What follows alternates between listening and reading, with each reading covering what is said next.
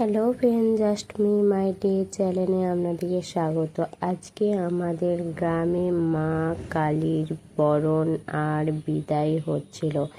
ভক্তি আর আবেগে ভরা এই মুহূর্তগুলো সত্যি মন ছুঁয়ে যায়। চলো ভিডিওটা দেখতে থাকো, ভালো লাগে like comment share and subscribe করে দিও।